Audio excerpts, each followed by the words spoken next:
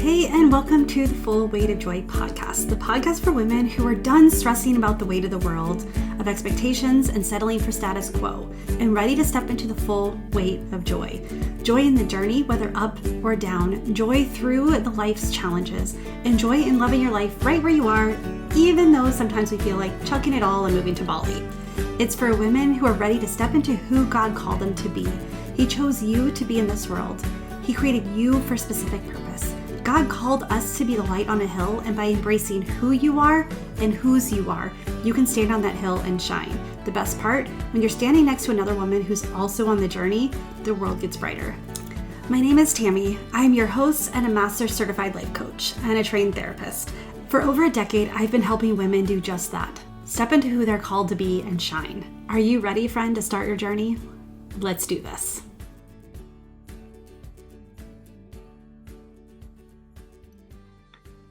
Hey, welcome back to the podcast. Today we're wrapping up a series that I have really enjoyed. The Unwrapped, the holiday season you really want. One of the things that I wanted to do with this series is, though it's in the context of the holidays, it's actually unwrap a life that you really want. And today kind of brings it all together, at least in my mind, hopefully in yours. And it's about embracing imperfections. It's about setting down. So many times we have this vision of what things are supposed to look like, whether it's the way our kids are supposed to act, the way they're supposed to grow up, the way the holiday's supposed to be, the way that our work is, the way we show up to whatever XYZ we're going to. We have these expectations that it needs to lead up to, that it needs to become. And part of that is because we want to put our best foot forward, right?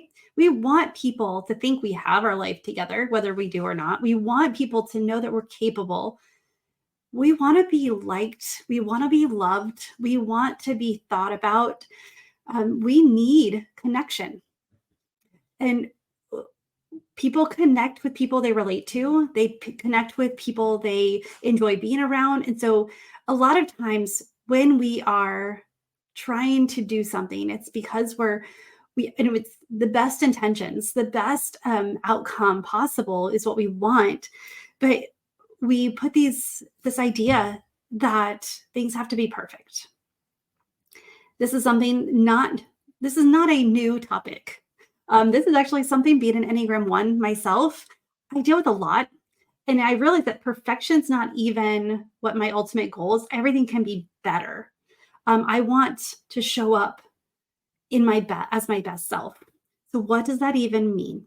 What is that? How do we do that? Well, in today's episode, that's kind of what I want to talk about a little bit, is embracing imperfections. We don't know what's going to happen in 10 minutes, let alone a day, 5 years, 10 years. We don't know what life brings.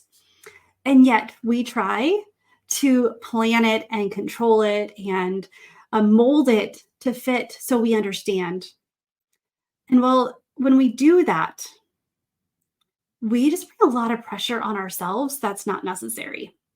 So where do the ideas of perfection, where do they come from? And let me tell you right now, it's not your fault that you have them. They're actually a safety mechanism. I've talked about how your brain wants to keep you safe, not successful, right? And then it puts these blocks in. It puts these ideas in that's like, oh, if we're going to be successful, this is what we're going to look like. Well, that's not really how our brain works. It's actually being like, okay, well, if we can't reach that, which you're right, that will look successful, I'll just stay where I am. We put these blind spots, we put these blocks, we put these rumble strips, we put these ideas, these beliefs in place that keep us really where we are. And they come from different areas that, they come from things that we caught, some ideas that we caught when we were younger. They come from societal pressures because, women, moms, like, we're supposed to show up in a certain way. We want to be seen in a way. Like, I want to be seen as professional. I want to be seen as kind. I want to be seen as caring and compassionate. And I want to be seen as like I do know what I'm doing. What do you want to be seen as? Because these help you identify. These ideas help you see where this idea of perfection, what is perfection for you? Like, what does that mean? Because that's another word that we should define. Fear of judgment. Even some of my podcasts that I want to do, there's like some of the things that I want to say, I know is going to be judged, and it's going to be hard to handle that because I don't like upsetting people, but I've realized that I'm doing you a disservice if I don't share the truth. If I don't share that, hey, you know what? There's actually ideas out, and you're not alone in the ideas because many of you I know have the same ideas as me, same like desires, the same goals for our kids, that we want them to grow up and to be contributing members to society and not draining members to society. We want them to be happy and joyful and successful. We want them to step into their best selves, right? Well, there's ways to do that. That's science based, which biblical based, which, hello, if it's biblical based, it's also science based, truthfully, because the science is going to back up what God says.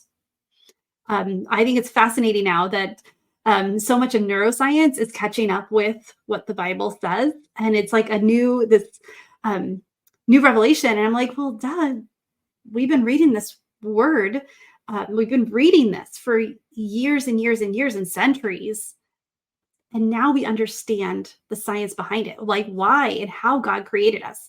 We don't have to shy away from how God created us.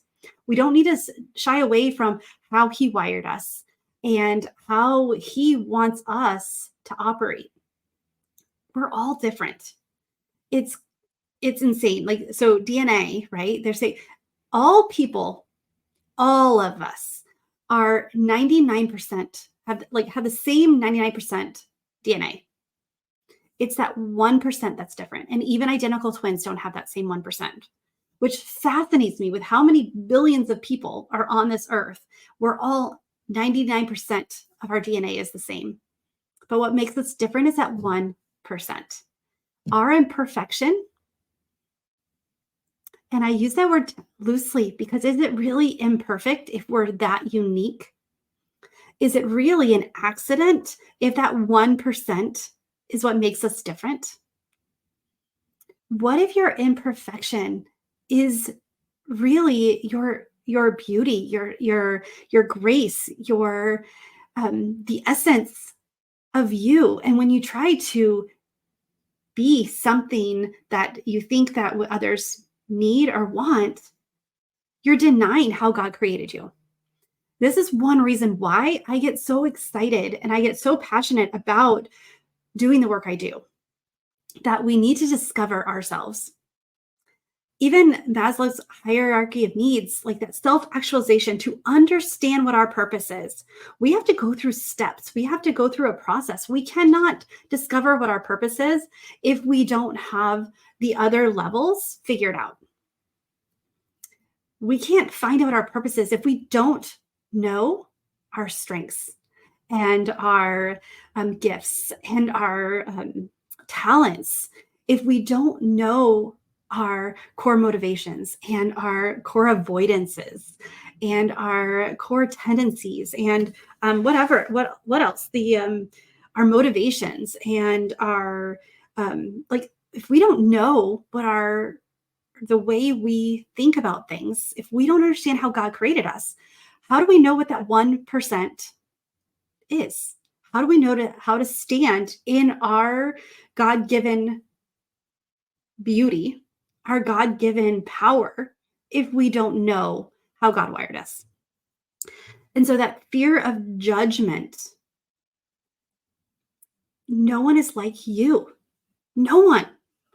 And so this idea that we're judged, it's like, well, if we know the reason why we do things, we know why we stand on this hill and we are willing to give up over here, and we understand why Our perspective and uh, our ideas are different. If we understand how God wired us, we're able to see, okay, the judgment, it's really just a protective mechanism that our brain puts in us versus something that is actually useful. And so then there's that inner critic, which if you're an Enneagram 1, you've got like double dose of that. We all got a version of it. I have a friend who her inner critic is so loving to her, and I was like in awe. It says, it's okay. It gives her a lot of grace. And my inner critic is like, no, like you did that wrong. You're always wrong. And I have to remind myself that that's not actually truth. But that inner critic makes me strive for something that, the idea of perfection or improving. And it's like, well, Tammy, is that even necessary? Is that possible? Is it something that I even want? And I realized that that defense mechanism, that protective trigger in our minds are what bring that up. And so when you know that those are the main reasons for like perfectionistic tendencies, there we go, then we're able to choose a different way. God has given us the power of decisions, free will, and embracing the imperfections of life is part of that free will. We get to decide what our life is going to look like. We get to decide how we're going to show up. We get to decide what parts of us we show to other people, and what parts of us we get to save for ourselves and just for our relationship with Jesus. We get to decide how we treat our kids, how we treat our spouses, how we treat our partners, how we treat our friends. We get to decide how we treat ourselves. And when we choose to embrace the imperfections of life, when we get to choose not just the imperfections of the holidays, because let's face it, not a single holiday works out exactly how you plan in your mind. I still don't even have, like, the only Christmas thing up I have is my tree, and it's only got about half of our ornaments on it.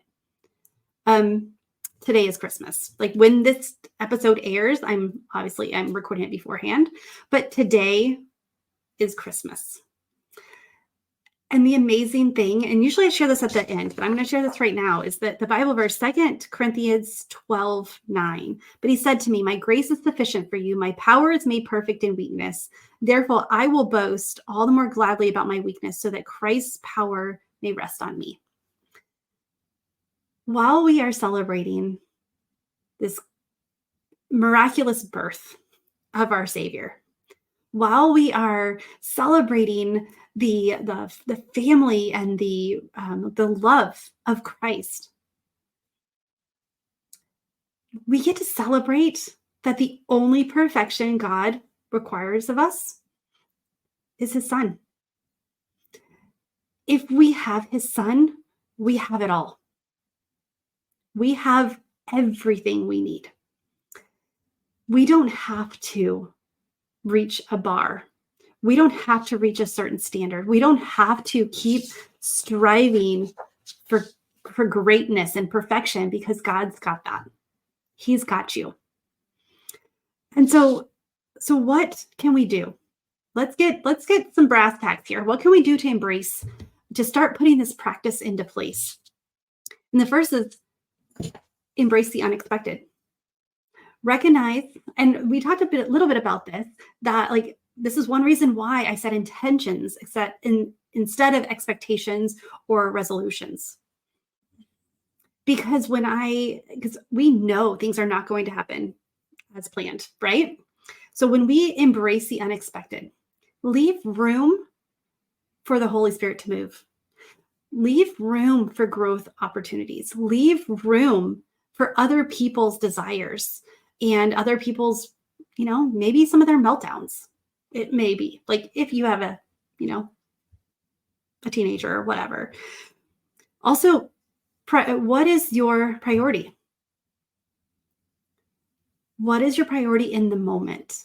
Do you want to appear a certain way or do you want to connect in a certain way? Is it more important that the person feel loved than that you appear to have it all together. I don't know about you. I won't put words in or thoughts in your mouth, but I know that when I see a real mom who is doing the best she can, who's joyful, like I don't love people struggling, but I also know when they're struggling and smiling about it, or they're like, this is just life, they embrace what their life is. It's like, okay, I am normal. I can do that too. It doesn't have to, like, okay, that's right. That teenager does have free will as well. I think we should give that to them later in life. But prioritize connection. That's what people are going to remember. How you made them feel, how you connected with them versus how you looked, how it appeared that you were. And do we really want to keep those appearances up anyway? I don't. I would much rather show up as me 100% of the time. The goofy, the sassy, the ornery, the fun, the compassionate, the deep me. The me who makes inappropriate jokes at inappropriate times to lighten the mood. The me who well, I like to laugh and have fun, but the me who is also willing to admit that I don't know how to do something and will learn. The me who forgives, like that's the me that I want to show up as. What's the you that you really want to show up as? Because I guarantee it's easier to choose that and then just own it than try to remember, okay, let me put on this cloak of confidence. Step into who you are, that 1% of you that's different, and love it. Love every moment. Learn to love it. Practice self-compassion.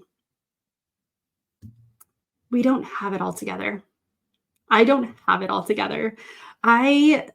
It's so funny. The other day, said, "Man, the way you talk about the way you talk to your kids, it's just you just must have a really great relationship with them."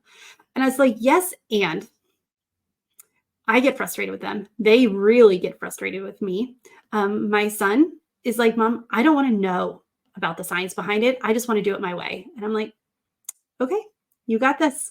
We butt heads often. They're teenagers. They're pulling away. I'm the mom, and I'm supposed to guide them and love them, whether they want me to love them or not. So I laugh because it's like, no, we don't have a perfect relationship. Like we have a good one. I have to be reminded of that. I have a partner who reminds me. I have friends who remind me. I have a coach who constantly reminds me that, Tammy, like, what's the good in this? Like, where is that? It's there. I have to practice self-compassion. If I can do it, so can you. Friend, self-compassion is one of the greatest gifts you can give yourself. It's also not about you. When you openly practice self-compassion, you are showing your daughter, you're showing your son, you're showing your friends, you're showing that lady on the street who you've never met, but is struggling,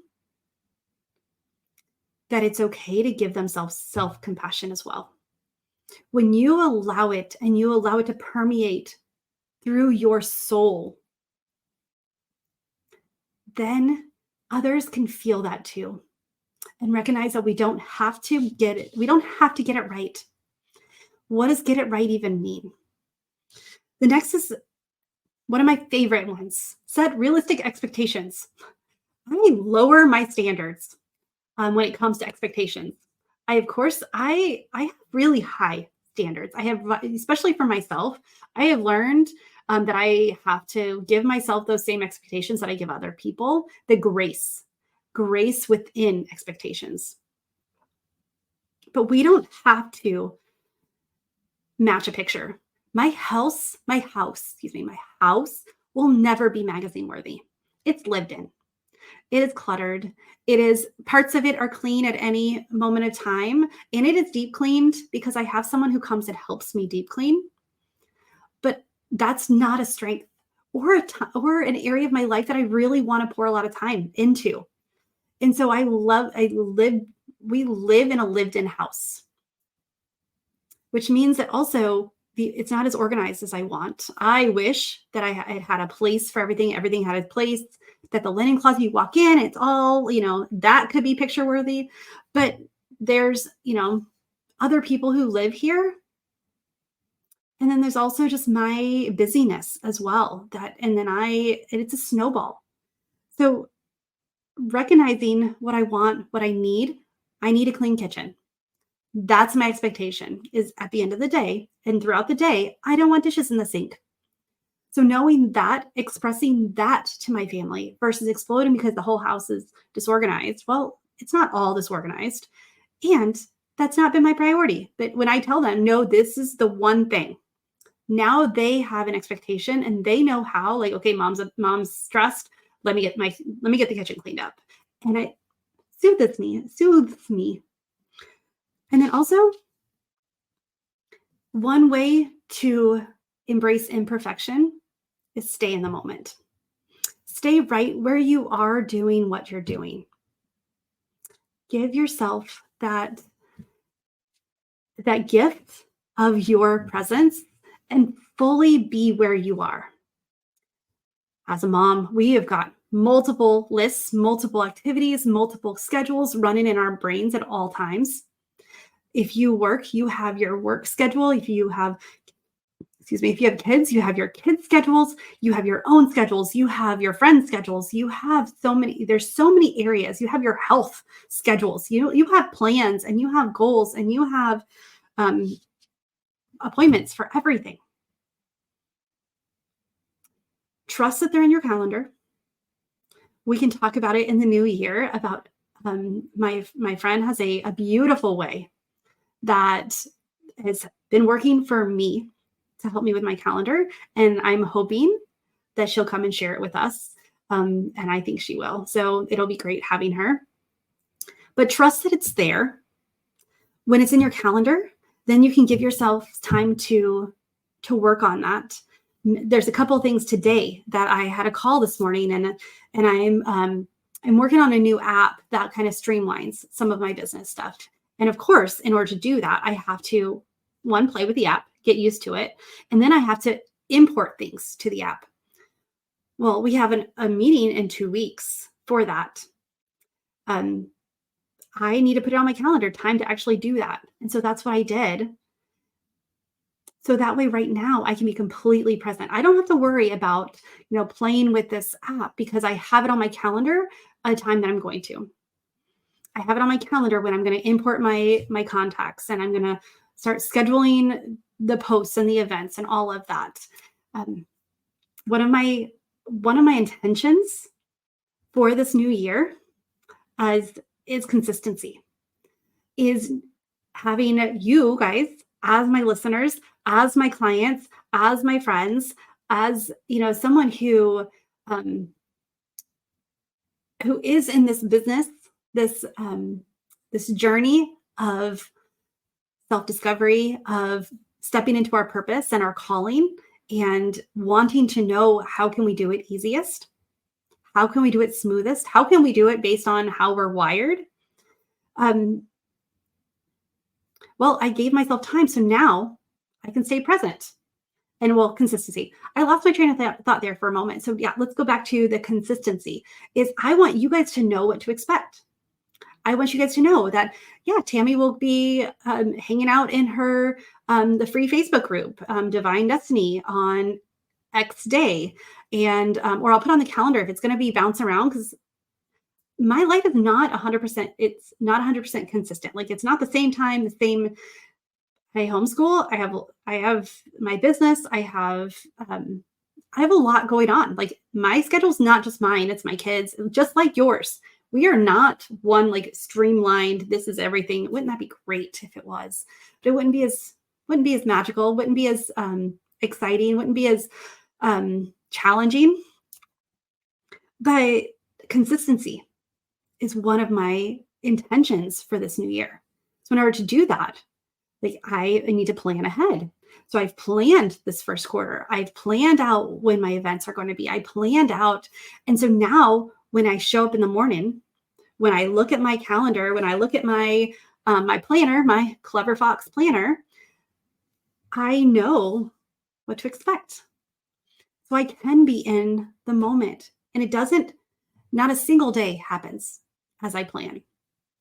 But the things that are the most important, because I stay present, happen. And if they don't happen, then I get to get creative and see what I can do to make it happen, what I can do to make it work. And I truly do love the challenge of all of that. So, what can you let go of in order to embrace imperfection? Let go of the need to look a certain way. I'm not talking about you have fashion sense. There are days that I'm like, okay, like I want to, put on that cloak of confidence. But don't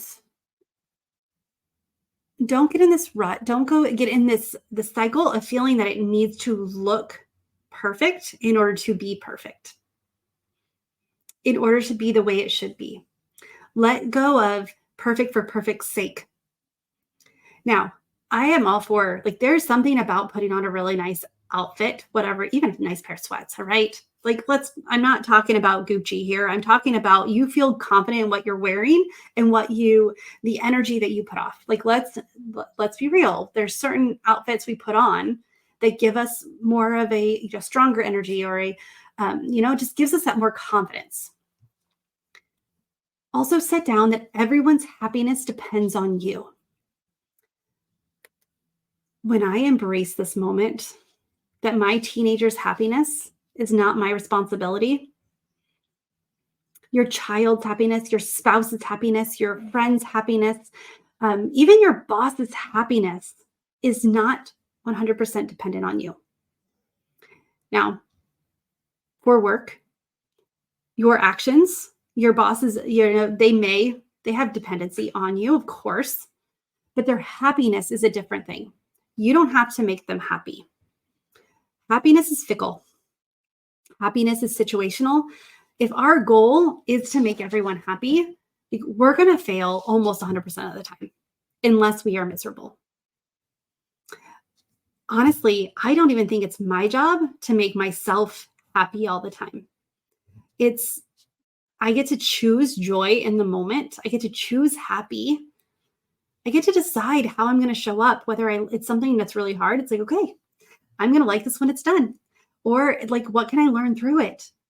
But I get to choose how I show up, but it's not my responsibility to make sure everyone else is happy. It does not depend on you. It depends on them. You can give them exactly what they want and them still not be happy. Because if they haven't identified what it actually is that makes them happy, you can keep spinning your wheels and it's not going to work. So release that pressure. And last is just forget that everything has to go according to plan. Leave some room for grace. Leave some room for laughs. Leave some room for growth and opportunities. And not every plan that gets, switched is for good or for bad. Just because it doesn't go the way you expected or the way you planned doesn't mean it's not a great thing. I have the plans that I make are shells. I allow flexibility with them. I allow them to be fluid. Because when they are, it's a lot easier to see opportunities when they don't go the right direction, or see ways to save an awkward situation. But we don't have to. Not everything has to go by plan. And I know that as someone who loves to plan and plans to plan and plans to plan, it's a challenge. It was a challenge, but it also is so freeing. So, friend, I want 2024 to be an amazing year for you. And I have a lot that's coming up. A lot of things that I want to share with you, things that I know that it's the difference between stepping into your purpose and your calling and staying where you are, staying like unfulfilled, not having the impact that you know that's your calling, that's yours to make. And I want you guys to go on this ride with me.